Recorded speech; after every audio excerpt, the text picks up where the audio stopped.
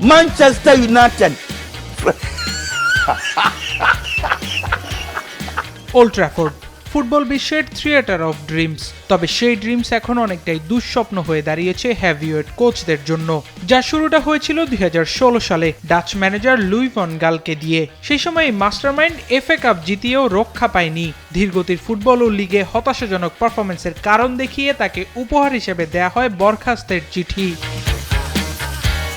এরপর রেড ডেভিলদের বস হন the special one Jose Mourinho. Trophy ক্যাবিনেটে 2টি কাপ যোগ করেন এই গ্রেট কোচ, কিন্তু ড্রেসিং রুমের সাথে যুদ্ধ করতে গিয়ে শেষমেশ 2018 সালে তাকেও ব্যাগ গোছাতে হয়। ততদিনে ম্যানচেস্টার ডাগআউটের আইকনিক মুখ বদলানো ডাল ভাত হয়ে গেছে।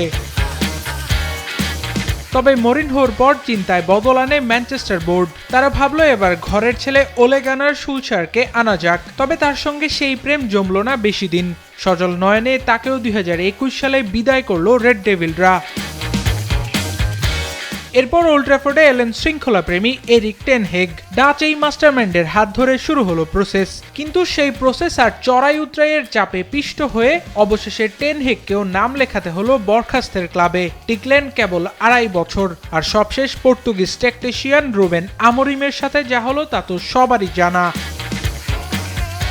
কিন্তু প্রশ্ন হলো, ইউনাইটেড কি আসলে কোনো দীর্ঘমেয়াদী পরিকল্পনা করছে, নাকি এটা স্রেফ আরেকটি মিউজিক্যাল চেয়ার গেমের নতুন রাউন্ড? উত্তরটা ওল্ড ট্র্যাফোর্ডেই তোলা থাকলো। আবরার আল দাইয়ান, নিউজ 24।